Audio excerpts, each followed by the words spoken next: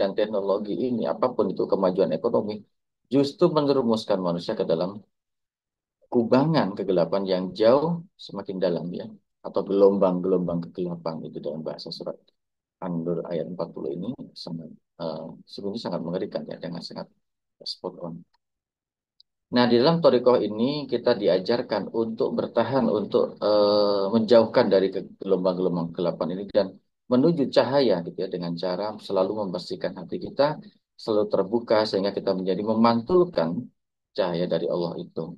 Tentu saja kita sebagai para murid ini tidak bisa ya, karena kita ini bukan apa namanya, pemantul yang baik. Kita butuh guru mursyid, butuh pangasabah sebagai pemantul utama dari cahaya Allah dengan dari hati pangasabah lah. Sesungguhnya cahaya itu kita dapat. Jadi kita ini hanya memantulkan aja cahaya yang Allah pantulkan dari diri pangasabah, dari hati pangasabah. Sehingga kita menjadi pemantul-pemantul berikutnya. Dan lagi-lagi itu hanya karena eh, kita harus bersyukur gitu, karena dipilih oleh Allah sebagai pemantul-pemantul cahaya itu. Makanya di dalam Toriko ini, Pangkas Abah mengatakan sudah tidak ada lagi waktu untuk tidak bersyukur. Nah, ini sangat berkaitan dengan huruf Shin di dalam bulan Sya'ban di pertama yang saya kira sudah banyak dibahas ya. Dan yang berbahagia malam ini pemangku hajat yang boleh Ibu Hajah Atik Birawati, semoga dengan wasilah dan barokah manakib oleh internasional, Allah memberkahi semuanya, segalanya selamanya untuk beliau dan keluarga besar, mengangkat segala kesulitan, memberikan tambahan kekuatan, tambahan ilmu, tambahan hikmah, dan semakin didekatkan, istiqomahkan bersama kita semua. Dan doa yang sama eh, mengalir untuk semua kita jamaah manakib online internasional dan juga saya lupa menyebutkan para petugas manakib ini yang bekerja dengan luar biasa. Alhamdulillah kita dipertemukan lagi di majelis yang diridhai Allah ini. Izinkan saya melanjutkan pembicaraan atau diskusi mengenai An-Nur ya. An-Nur di bulan Sya'ban yang istimewa ini, huruf terakhir bulan Sya'ban adalah huruf Nun yang diartikan atau dimaknai oleh guru kita pengasas Allah sebagai An-Nur cahaya. Nah, realitas An-Nur ini sungguh sesuatu realitas yang luar biasa gitu ya. Di dalam eh, kajian ilmu fisika yang terutama berkaitan di sini adalah ilmu astronomi, cahaya ini adalah sebuah realitas yang masih memiliki banyak sekali misteri gitu ya. Yang kita bisa tahu adalah secara fisik cahaya atau lights dalam bahasa Inggrisnya ini memiliki dua sifat ya, sifat gelombang dan sifat materi ya. Dan di dalam ilmu fisika, bahkan fisika modern, fisika kuantum, diyakini bahwa cahaya ini adalah realitas dengan kecepatan tertinggi di alam semesta kita. Jadi tidak ada kecepatan yang melebihi kecepatan cahaya. Nah, itu teori fisika ya. Saya sendiri sebagai akademisi menganggap itu masih sebuah keyakinan karena eksperimen-eksperimen tentang cahaya itu tetap diasumsikan sebuah keyakinan. Misalkan cahaya matahari, ada begitu banyak kita tidak bisa menghitung ya spektrum serpian-serpian cahaya matahari setiap hari.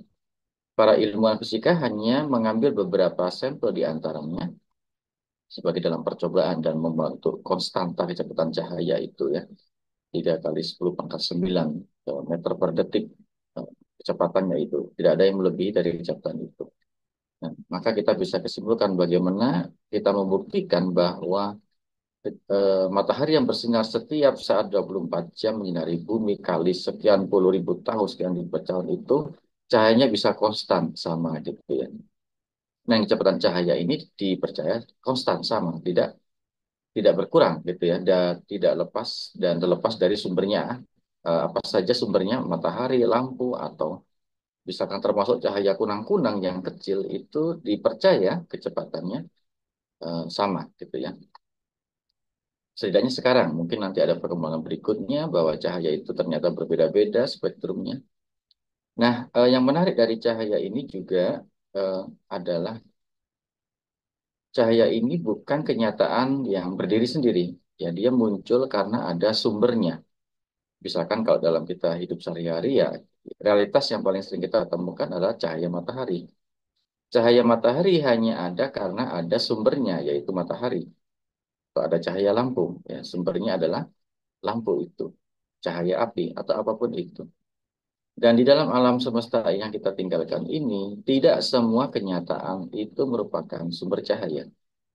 Ya, di bumi juga misalkan lebih sedikit kenyataan yang menjadi sumber cahaya, ya, api atau gunung berapi ketika meletus dia menimbulkan kilatan-kilatan.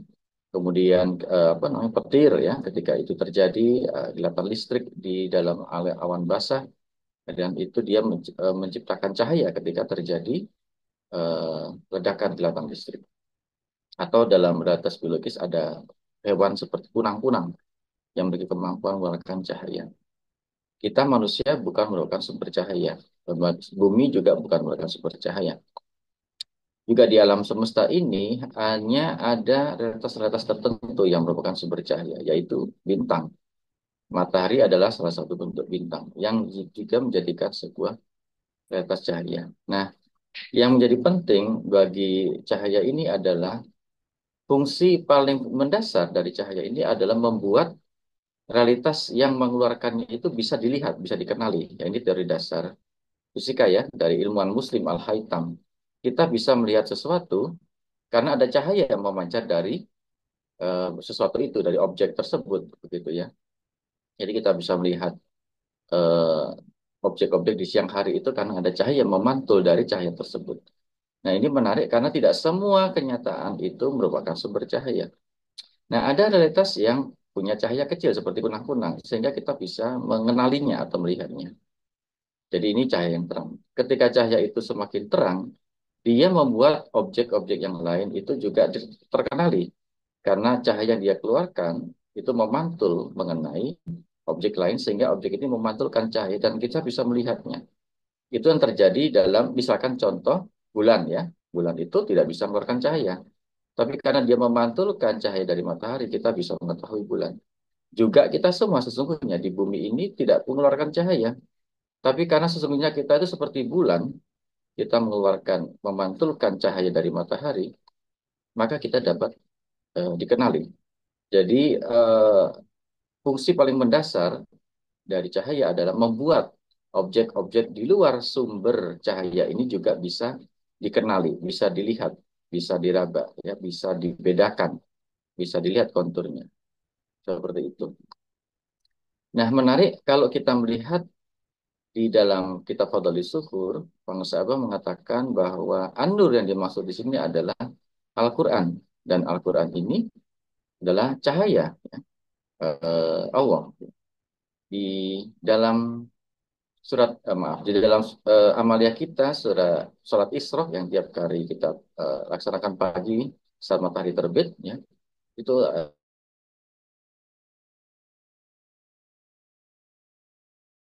yang menggambarkan bahwa cahaya Allah meliputi langit dan bumi, ya. Ya, kalau langit dan bumi ini luar biasa. Ini menunjukkan sesungguhnya bahwa langit dan bumi secara spiritual bukan sumber cahaya, tapi hanya memantulkan cahaya dari sumber utamanya, yaitu Allah itu sendiri. Di sini kita juga bisa katakan bahwa Al-Quran sebagai cahaya sesungguhnya bukan merupakan realitas pada dirinya sendiri. Ya, dia hanya pantulan. Dia hanya cahaya yang memiliki sumber, yaitu dari Allah. Nah, seperti matahari, Al-Quran ini karena begitu kuat, begitu terang, ya, dia bukan hanya membuat kita mengenal Allah, gitu ya, tapi juga membuat realitas yang lain, dalam hal ini makhluk, itu juga bisa kita kenali.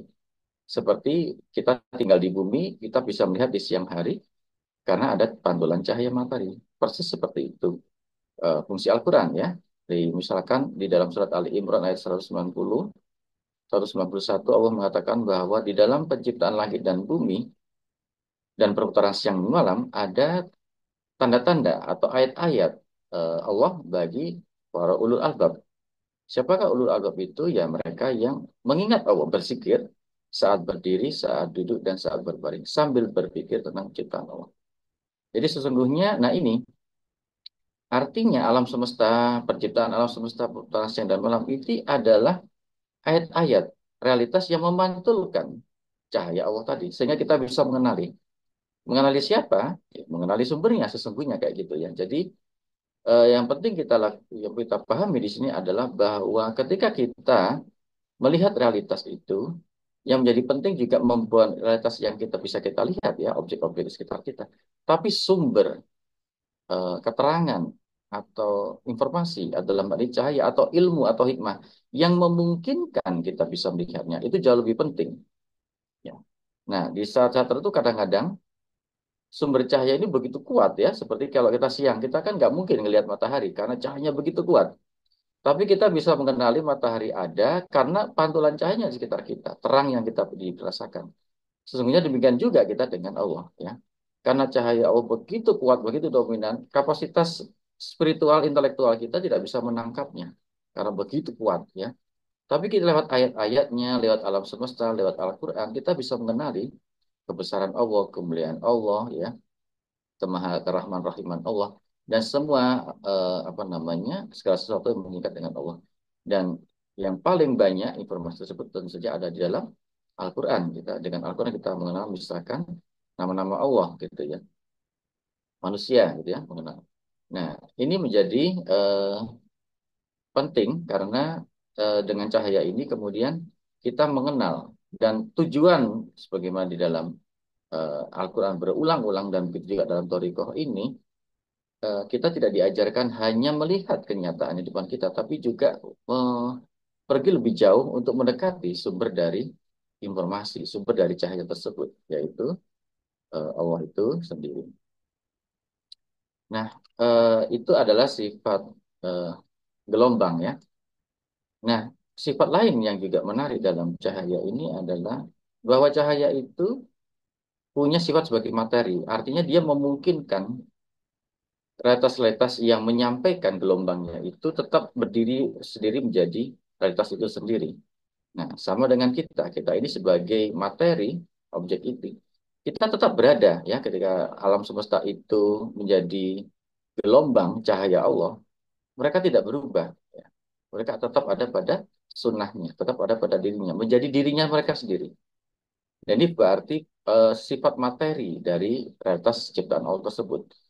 Dan pada saat yang sama mereka juga gelombang. Sesuatu yang mentransfer kebesaran Allah. Sesuatu yang mentransfer rahmatan di dalam Allah. Sesuatu yang kalau dalam bahasan yang lain ya. Di dalam apa namanya huruf shin di bulan Syakban ini rasa syukur adalah wasilah-wasilah nikmat Allah. Nah itu adalah artinya objek-objek ini menjadi gelombang ya. Yang menyampaikan nikmat Allah kepada makhluknya. Terutama kepada kita sebagai manusia.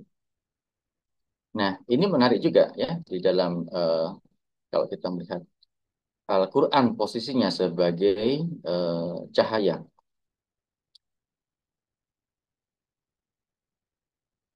Nah, di dalam kajian eh, metafisika, seperti saya sampaikan sebelumnya, cahaya ini lawannya adalah kegelapan. Ya, kalau Bapak Ibu mungkin bisa membandingkan, seringkali kita sering apa tertipu atau salah menerka gitu ya. Kalau saya tanya, misalkan sekarang ini malam hari, ya. Apakah ketika cahaya tidak ada itu kemudian realitas sesungguhnya itu adalah gelap atau bercahaya? Nah, banyak di antara kita akan mengira kita bisa melihat karena ada matahari. Jadi matahari yang membuat realitas itu terang. Sehingga seolah-olah matahari ini ada realitas kedua. Kalau bumi apa namanya? Ada yang kita alami ini tanpa matahari pun dia tetap ada. Nah, ini saya kira sebuah kekeliruan yang agak berbahaya ya di dalam kajian metafisika. Kalau kita ada di malam hari sekarang ini, bukan karena tidak ada cahaya, tapi justru karena bumi membelakangi sumber cahaya, yaitu matahari. Dan kegelapan ini sifatnya sementara, gitu ya. Kalau kita lihat secara astronomis saja, dulu mana matahari sama bumi, maka ada banyak jawaban yang mengatakan matahari akan lebih dulu muncul. Itu artinya sumber cahaya ada lebih dulu daripada yang disinari ya cahaya, itu ya. Ini adalah salah satu teori astronomi, planet-planet seperti bumi ini disebut debu bintang ya. Kita ini ada bumi ini seperti debu atau stardust. Stardust itu artinya di dalam teori astronomi, kalau sebuah bintang itu sudah kehabisan energinya, dia berhenti mengeluarkan ledakan bercahaya, maka dia akan membeku dan pecah. Nah, pecahannya itu menjadi planet-planet seperti matahari, seperti bumi ini ya, yang ada masih ada sisa cahayanya, ada magmanya itu. Jadi kita ini serpihan bintang bumi itu secara teori astronomi. Sehingga keberadaan kita sesungguhnya itu ada setelah bintangnya ada gitu. Nah, itu persis seperti yang kita diajarkan dalam Al-Quran. Bahwa sesungguhnya kegelapan ke, itu adalah tidak hakiki, tidak real. Dia terikat dengan, dia identik dengan ketiadaan, dengan kesementaraan. Sementara terang, cahaya, atau informasi hikmah itu sesuatu yang lebih hakiki, sesuatu yang lebih sejati, ya, sesuatu yang lebih berada di atas itu sendiri. Nah, ini menjadi penting bagi kita agar tidak mengira bahwa cahaya itu datang setelah kegelapan. Nah, ini keliru ya, karena sesungguhnya cahaya itu ada dulu, baru kegelapan muncul ya, karena kita membelakangi cahaya. Jadi cahaya kegelapan itu sesungguhnya realitas palsu, bukan karena cahaya tidak ada ya. Jadi tapi karena kita membelakangi eh, apa namanya ilmu, membelakangi hikmah, membelakangi cahaya itu sendiri. Nah, menarik untuk sedikit kita ulas bahwa di dalam Al-Quran, seperti saya sampaikan sebelumnya, cahaya yang Allah sampaikan atau diberikan kepada Allah, siapa yang Allah kehendaki, itu disasarkan kepada hati manusia, gitu ya, kepada hati manusia. Nah, kalau kita lihat sesungguhnya bentuk awal Al-Quran itu tidak dalam bentuk tertulis atau tekstual, apalagi elektronik seperti sekarang ya, tapi dalam bentuk memori, ingatan ya. Rasulullah menerima wahyu Allah itu tidak berada dalam bentuk teks, ya, dalam tulisan-tulisan yang ada di daun, di tulang onta, di daun apa kulit hewan gitu ya, tapi bentuk ingatan. Itulah kenapa kita punya tradisi pengingatan Al-Quran ya, tradisi para hafiz. Jadi Al-Quran itu sesungguhnya adalah memori. Sehingga kenapa di dalam talqin zikir itu apa sering menjelaskan bahwa ketika kita sedang ditalqin itu kita sedang ditanamkan inti dari Al-Quran, yaitu zikir. Karena zikir itu sesungguhnya adalah bentuk asali Al-Quran ya, asalinya seperti itu. Nah, sehingga baru kemudian ada satu peristiwa sejarah yang mengharuskan umat Islam atau apa namanya para sahabat untuk membuat versi tertulis dari Al-Quran itu. Sekarang kita punya versi-versi yang lain, versi elektronik misalkan. Nah, ini versi yang dikembangkan kemudian, tapi bentuk asalnya adalah zikir ya, bentuk asalnya adalah memori. Sehingga kita mulai lihat kaitan yang erat antara Al-Quran dan zikir, gitu ya. Sehingga kenapa kita juga di dalam Al-Quran, di dalam manakib ini merayakan Nuzulul Quran, karena merayakan adanya peranam Al-Quran di dalam hati kita dalam bentuk zikir. Dan menariknya juga ini satu ungkapan dari guru kita, Bang Abbas, yang berulang-ulang dan bagi saya cukup menarik, adalah bahwa ada sebuah realitas atau ada sesuatu yang kecepatannya melebihi cahaya gitu ya. Kalau dalam teori fisika tidak ada teorinya sesuatu yang melebihi kecepatan cahaya. Tapi berkata Bang Kasaba, ada sesuatu yang melebihi kecepatan cahaya, tapi lebih dahsyat kekuatannya. Yaitu apa coba? Zikir, ingatan, memori. Begitu kita bersikir mengingat Allah, maka kita langsung nyambung hati kita kepada Allah. Nah, ini sebuah proses yang melampaui ketuhanan cahaya. Itu artinya memori ingatan itu melampaui ruang dan waktu, melampaui batas-batas alam semesta, melampaui batasan-batasan ruang yang kita tinggali di sini. Dan artinya dia sudah melampaui kecepatan cahaya secara fisik. Nah, di sini berarti zikir itu ya atau Al-Quran itu sendiri sesungguhnya memiliki dimensi-dimensi yang lebih tinggi, lebih apa namanya, lebih dalam bahasa fisiknya lebih subtil ya, lebih lebih lembut daripada dimensi fisik itu sendiri. Nah, di dalam surat ini saya ingin melihat sedikit, tapi mungkin akan kita lanjut lain kali ya. Di dalam Al-Quran ada salah satu surat spesifik bicara dan beri judul surat An-Nur ya, surat ayat surat 24 yang kita baca di setiap kali kita sholat Isra ayat 35. salah satu penggalan yang paling pokok di situ bahwa Allahu nurus samawati wal ard ya, bahwa cahaya Allah itu meliputi langit dan bumi. Langit dan bumi ini pengertian luas seperti saya bahas sebelumnya. Begitu kuatnya cahaya Al-Quran ini, cahaya Allah itu melampaui batas-batas ruang waktu, masa lalu, masa sekarang, alam yang kita sekarang sampai alam akhirat itu semua mendapat penerangan cahaya, keterangan dari Al-Quran bahwa itu bahkan cahaya itu memantul mengenai hati kita, mengenai diri kita sendiri gitu ya. Nah, singkat saja, eh, di dalam ayat yang lain ada keterangan yang sangat penting juga kaitan antara Allah cahaya ini orang-orang beriman dan orang-orang yang ingkar atau orang kafir ya, terutama di surat Al-Baqarah ayat 257 di mana Allah mengatakan Allah pelindung orang-orang beriman. Dia mengeluarkan mereka dari kegelapan kepada cahaya atau iman. Dan orang-orang kafir, pelindung-pelindungnya adalah setan yang mengeluarkan mereka dari cahaya kepada kegelapan.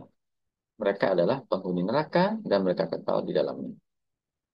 Nah, ayat ini sangat penting karena mengkaitkan antara tindakan Allah mengeluarkan orang-orang beriman dari kegelapan kepada cahaya. Kemudian di awal ayat tidak ada Allah menjadi pelindung adalah sebagai mekanisme melindungi orang-orang beriman. Gitu ya, dari kegelapan. Jadi tindakan mengeluarkan dari kegelapan kepada cahaya itu adalah tindakan Allah yang sekali lagi ya di dalam surat ataupun itu karena kehendak Allah. Mayyasya pilihan orang-orang dipilih sesuai kehendak eh, Allah. Sementara orang-orang kafir itu pelindung-pelindungnya adalah setan yang mengeluarkan mereka dari cahaya. Nah ini benar ya. Dari cahaya orang-orang sudah mendapat keterangan, mendapat informasi menuju kegelapan. Orang-orang yang menyingkiri atau memungkiri cahaya itu tadi. Ya. Dan mereka adalah penghuni neraka. Kalau ayat ini kita sambungkan, kita kaitkan dengan surat An-Nur, kembali ke surat An-Nur ya. Di ayat 39 ya, lanjutannya surat 35, ayat 35 tadi, ini banyak sekali keterangan yang sangat mencengangkan gitu ya. Misalkan di ayat 39 surat An-Nur Allah mengatakan, dan orang-orang yang kafir perbuatan mereka seperti fata morgana di tanah yang datar, yang disangka air oleh orang-orang yang dahaga, tetapi apabila didatangi, tidak ada apapun yang dan didapati ketetapan Allah baginya. Lalu Allah memberikan kepadanya perhitungan-perhitungan dengan sempurna. Dan Allah sangat cepat perhitungannya. Kemudian ayat 40-nya ya. Atau kegelapan orang-orang kafir seperti gelap gulita di lautan yang dalam. Yang diliputi oleh gelombang demi gelombang. Di atasnya ada lagi awan gelap. Itulah gelap gulita yang berlapis-lapis. Atau dalam bahasa Arabnya. Matun ba'duha fauqa ba'din. Apabila dia mengeluarkan tangannya, hampir dia tidak dapat melihatnya. Barang siapa tidak diberi cahaya oleh Allah, maka dia tidak mendapat cahaya sedikit pun. Nah, ini kalau kita kaitkan antara keterangan-keterangan dalam Al-Quran sebagai cahaya dan sikap kehidupan pola kehidupan modern dan postmodern kita sekarang, ayat ini sangat-sangat relevan ya, sangat apa namanya spot on dalam bahasanya itu karena menjelaskan betapa adanya realitas kegelapan di atas kegelapan atau kegelapan yang berlapis-lapis. Persis seperti itu ya realitas sesungguhnya yang kita hadapi sekarang ini begitu banyak lapisan-lapisan apa kalau bisa saya sebut ketersesatan, sesuatu yang dianggap menyenangkan, sesuatu dianggap itu membuat manusia lebih unggul, lebih mulia, lebih superior, lebih didaya dari makhluk-makhluk yang lain. Sesungguhnya justru menjerumuskan manusia ke dalam lapisan-lapisan kegelapan yang tadi. Nah, buktinya saya kira sangat nyata ini berulang-ulang kali saya sebut ya, adanya tradisi atau kita memproduksi berbagai macam kepalsuan, berbagai macam apa ketidakpastian ya, adanya budaya menciptakan hal-hal yang fantasional. Budaya kita sekarang ini penuh dengan budaya-budaya kepalsuan, budaya fantasi atau dalam bahasanya di sini adalah fata morgana. Sesuatu yang tidak sejati, sesuatu yang palsu, sesuatu yang sementara yang kita anggap kita percaya seolah-olah itu membuat kita bahagia sesaat, tapi sesungguhnya justru menjerumuskan kita semakin lama semakin jauh. Dan ini justru terjadi ketika itu tadi manusia merasa dirinya makin pintar, manusia merasa dirinya makin mendapat informasi dan ilmu. Karena hatinya tertutup ya, karena hatinya teringkari, maka justru ilmu dan teknologi ini, apapun itu kemajuan ekonomi, justru menjerumuskan manusia ke dalam kubangan kegelapan yang jauh semakin dalam ya, atau gelombang-gelombang kegelapan itu dalam bahasa surat An-Nur ayat 40 ini sangat sebenarnya sangat mengerikan ya, dengan sangat spot on.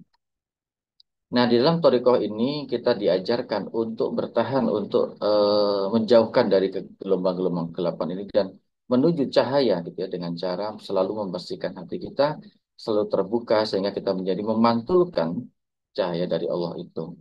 Tentu saja kita sebagai para murid ini tidak bisa ya, karena kita ini bukan apa namanya, pemantul yang baik. Kita butuh guru mursyid, butuh pangasah baos sebagai pemantul utama dari cahaya Allah dengan dari hati pangasah abalah. Sesungguhnya cahaya itu kita dapat. Jadi kita ini hanya memantulkan aja cahaya yang Allah pantulkan dari diri pangasah abah, dari hati pangasah abah. Sehingga kita menjadi pemantul-pemantul berikutnya. Dan lagi-lagi itu hanya karena kita harus bersyukur gitu, karena dipilih oleh Allah sebagai pemantul-pemantul cahaya itu. Makanya di dalam Toriko ini, Pangkas Abah mengatakan sudah tidak ada lagi waktu untuk tidak bersyukur. Nah, ini sangat berkaitan dengan huruf Shin di dalam bulan Sya'ban di pertama yang saya kira sudah banyak dibahas ya.